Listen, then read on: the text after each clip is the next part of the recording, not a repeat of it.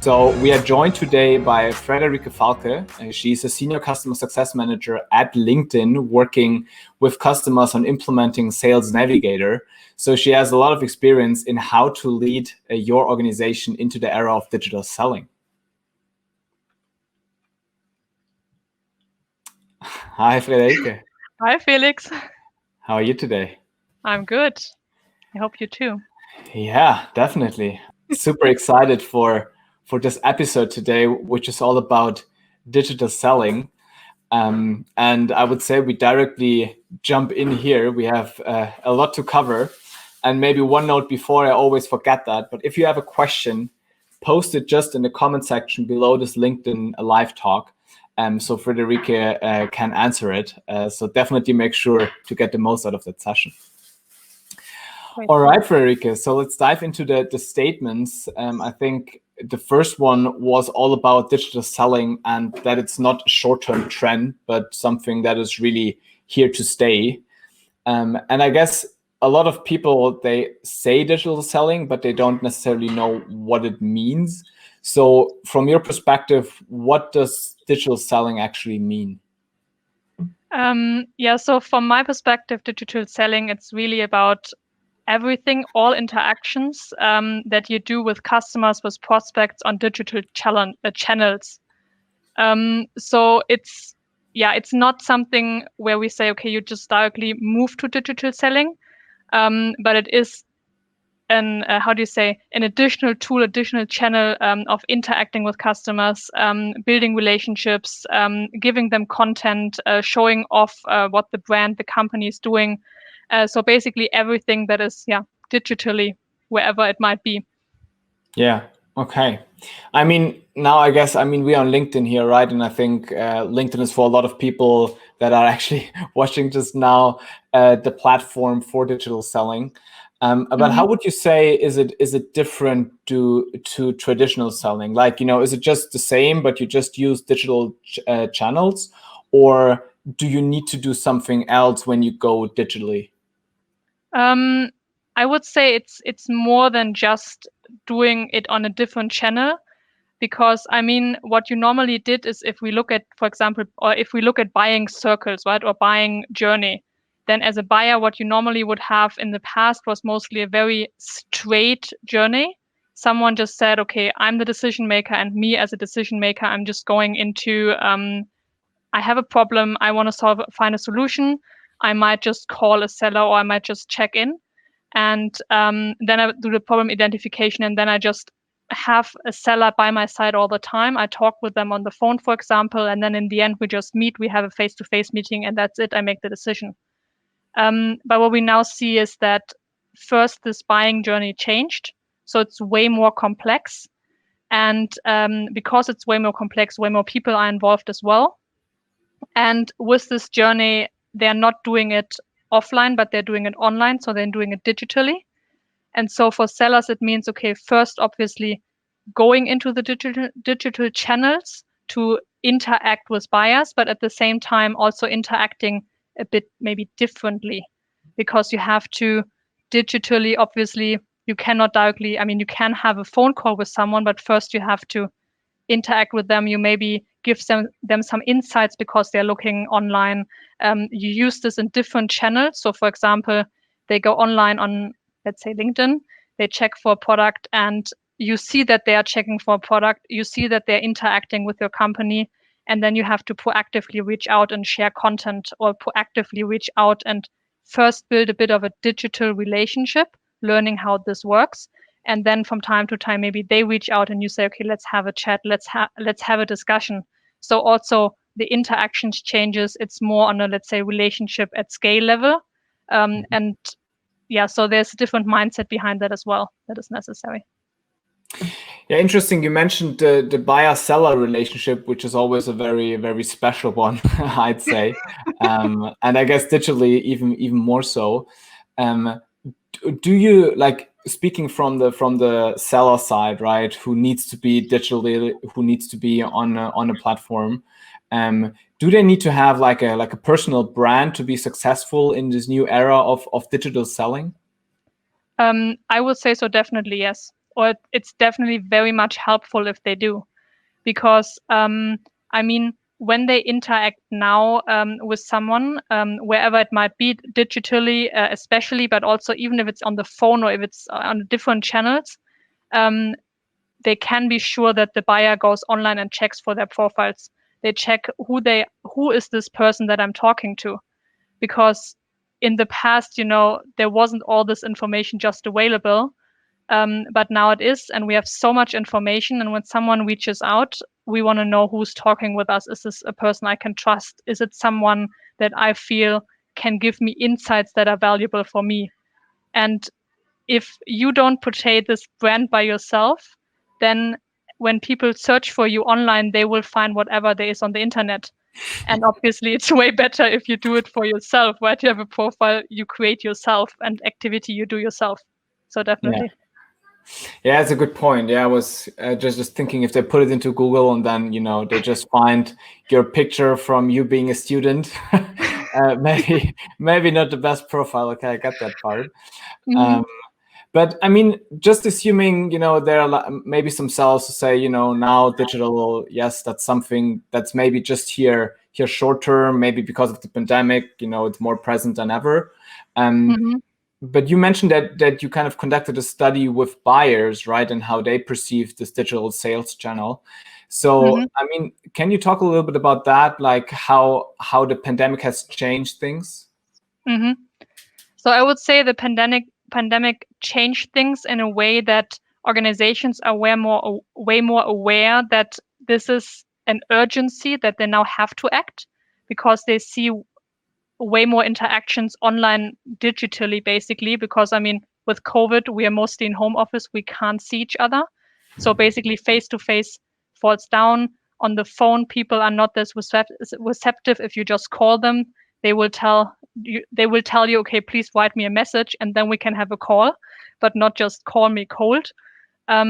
So they realize, okay, this is an urgency, I have to act upon this because I don't find my buyers if I'm not going digitally.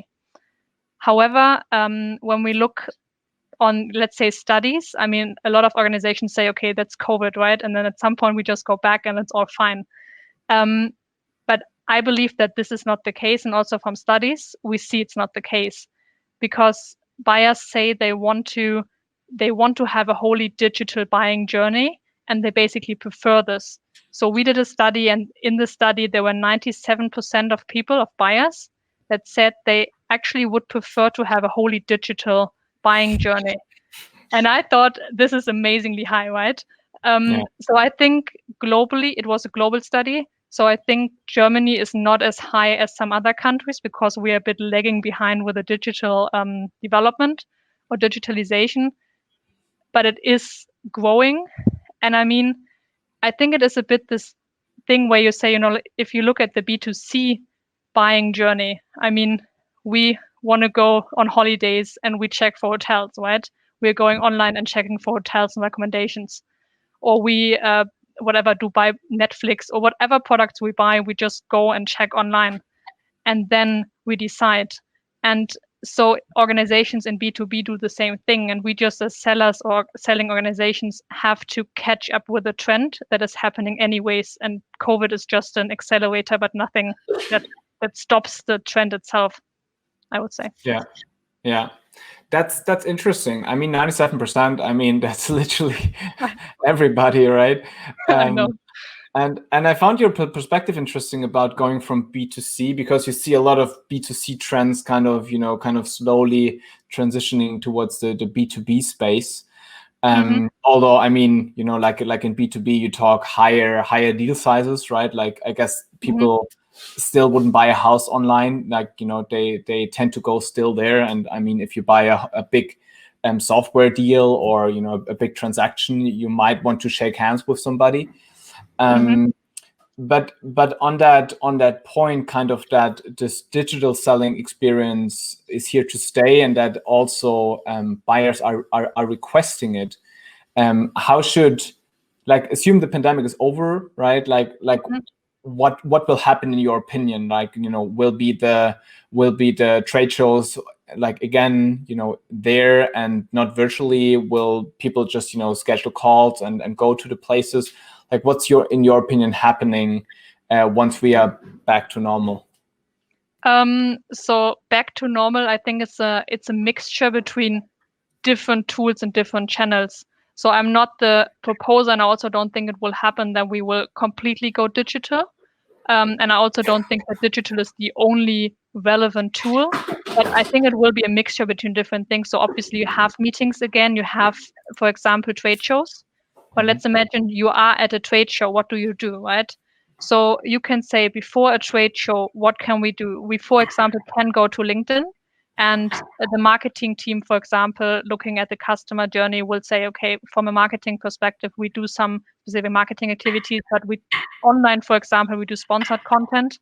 And then the sales team will say, okay, we will write messages to people from an online tool. We identify relevant buyers from online tools. And then we invite them to events that we have at the trade show, or just meetings and calls that we have.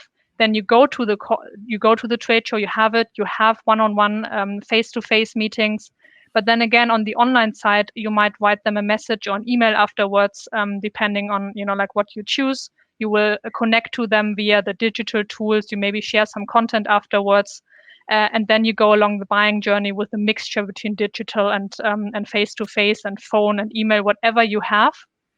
Because I think in the end, it should be, okay, when I'm a seller, I want to make sure I reach out and build relationships with my prospects, with my customers, and so on. So whatever tools I have and wherever my buyers are, I will choose them accordingly with a good mixture to make sure that I really build this in every possible way that I have.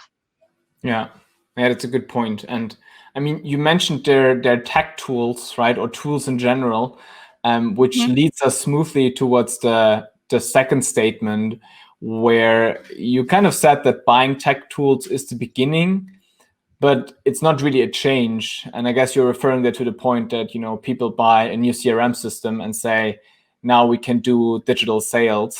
But I mean, how do you see that happening in your project? Like, what do you do with your clients to ensure that actually a change is happening within the organizations? Yeah, that's a really good point. So what I said, exactly what you said, okay, buying just a tech tool isn't enough, because it really has to do this mindset shift that is necessary and that is relevant. So what I do with my clients, what we normally do is that we make sure I identify, have a better understanding, okay, what do they want to achieve with that? So what are their goals? What is very important? And then do a plan with them to really line out all the activities that are relevant. But especially when we come to, okay, it's just a tool, or we are really using it, we are understanding it. So we give the sellers or the reps an understanding, okay, what is the tool all about? Why is it so important? Link it to the strategy of the organization itself as well, so they understand the importance of it. Ideally, it's not just a nice to have tool, but it is linked to the strategy. And then doing a mixture between different, let's say, training and change activities, which is one, for example, to say, okay, we have a training, we do training with them so they understand the features of the tool, but it's not only about the features, but it's also around, okay, how are they linked for their challenges? How are they linked to their processes? And then the very important part where I realize often that it's either moving the needle or it's not moving the needle, is that after the training, you make sure, the organization makes sure that it is integrated into your normal routine, your normal activities, that you're nudging the active, like working with a tool on a daily or like weekly basis. Yeah. With various activities. Yeah. And I mean, that sounds all very, like it makes sense on an organizational level, right? But I think where adoption of new technology or of new approaches falls short is really on the individual level. So what do you do on an individual level so that people are actually changing their sales approach now particularly? Yeah, so it's different approaches. So as I said, mostly it's first the training, but this won't make the change. What will make the change is what I see often works really well is that when you say, okay, someone in a sales team has integrated or uses sales tools, then the team lead always needs to be on board. And the team lead needs to make, or the team in general makes regular meetings, be it in the team meetings or in different meetings, where they come together and they talk about, okay, how am I using it? What are my best practices? What are my success stories? What are my, let's say, maybe checklist specific things I do on a like, okay, first this, second this, third this. So it is around changing best practices. And there's one like story or case maybe. So a friend of mine, he's working at a company that are using sales tools, and he told me, you know, it's a nice tool, but I don't use it. You know, I know it would be great, but I just don't find the time. And then they had one person in the organization, basically within his team, and he gave a talk about how great he uses the tool, what exactly he's doing for finding prospects. So he used it for lead generation, and he showed the team exactly, you know, like that's how I am doing it. This is the success I have, and this is how I see it in my numbers in the end. And for him, this was moving the needle because it was someone, he used it, he knew him, he is in the team, and he directly could see, okay, this in the end gives me a better result in my numbers. And sellers are mostly obviously interested in either my numbers, my revenue, whatever is increasing. And so if you can share these stories, these success stories, or someone winning a large deal with a tool, or whatever the goal might be with the sales tool, then this moves the needle. And obviously making sure that it's really constantly in all the meetings. And thirdly, what I also heard, what some of my customers do, which had a lot of success, is that they do one-on-one peer coaching. So they have some people, for example, that use the tool a bit more already. Some are very new, and then they do rotational peer-to-peer coaching, and this also helped a lot. Yeah, I think it's a great point on kind of this data-driven approach, right? If you see a colleague who's kind of performing 3 times better than you and is using all the sales tools and you are not, right? I mean, that might be the missing link. And what I like about LinkedIn, for example, they do this nicely with the sales navigator ranking, right? So you kind of see, you know, who's better there. But like you said, it needs to be more holistic, right? Like it needs to be maybe integrated with your prospecting activities or with your like the deal leaderboard, for example. So I think kind of integrating the different data sources. Also, it's easier now with digital selling, right? If I go on a trade show and shake hands, I mean, it's harder to kind of track it compared to tracking calls, for example. But how do you see that your clients doing? Kind of, do they have like some data dashboards, where they integrate all the different digital selling channels, or how do people kind of make it also visible that digital sales also works? Yeah, very differently. I mean, in Germany, we are all around, you know, like workers' council, a bit limited to leaderboards. So, but in general, I mean, leaderboards are great because, I mean, we all know sellers love a bit of, let's say, gamification or a bit of challenges.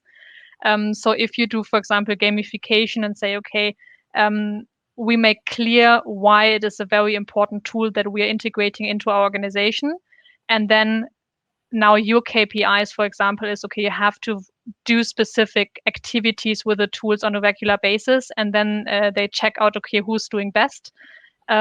This is, for example, always like a great thing that they do, but also with the integration. So, I mean, with LinkedIn, with Sales Navigator, there is an integration, for example, with CRM, but with other tools, obviously, there are all these integrations.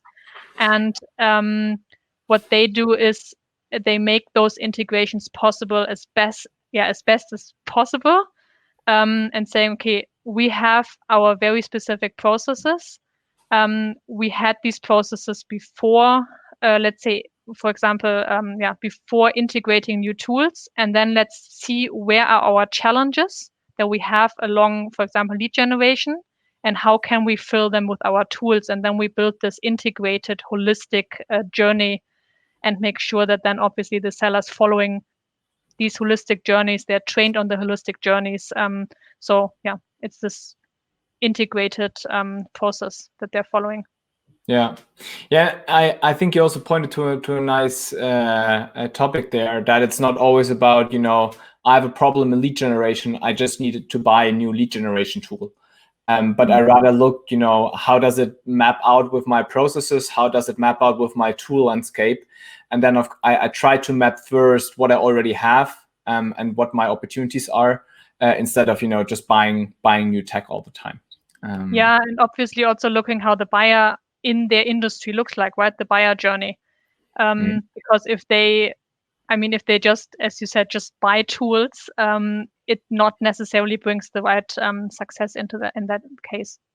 Yeah. And maybe the last point here, as we are moving into the last statement, you kind of say, you cannot just try to change. You need to integrate it fully into your organization and long-term strategy. Sales is like one of the most interconnected teams in a company, right? Because you sell a product, you need to market the product, so you have a success team, a support team. And so how do you see that kind of working, this cross-team collaboration, and how does this look like for you, or in best practices, for the digital selling approach? Yeah, so as you just said, it's all interconnected, and I think this is exactly the case why it doesn't work if it's just let's just try it out.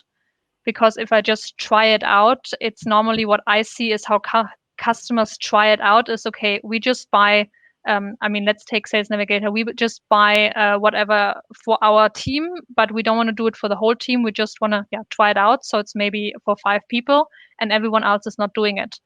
And then they're trying it out. They don't even see the whole value of it because the whole value works mostly if it's integrated in the whole organization. And then after a short time, the project just goes somewhere else and they stop doing it and it won't work. But if they really want to make sure it works, it has to be integrated into the whole organization and also all the integrated parts. So if we look at a customer journey or buying like customer journey and looking, okay, who's all related to any kind of how we as an organization interact with the customer or the prospect or whoever the buyer, then as you said, it's marketing, it's sales, it's the product, it's communications. So they're all those integrated. And if we look at the buyer is on the digital channels. He's on all those channels and interacting with them. So if there's only one digital tool in one small team that is doing some digital stuff and no one else, then the customer doesn't get this integrated journey himself as well. And he obviously wants to have one brand, one specific kind of mindset that is also going towards him. So I think organizations make a big mistake in a sense if they just do it like, some points that we are choosing, but we are not choosing the whole journey, making sure that the buyer really gets the whole idea also on how we are interacting with him, in all channels that are there. Yeah, I think, Friederike, that is a great ending point. Usually we ask, what's the one thing companies should do, but I guess that's really it, right? Integrated, look at the full customer experience and not only take the single team out and kind of the rest is still using pen and paper here. So Friederike, thank you very much. How can people reach you if they want to learn more about you or what you do? I would say reach out to me via LinkedIn. Just write me a message or connect to me.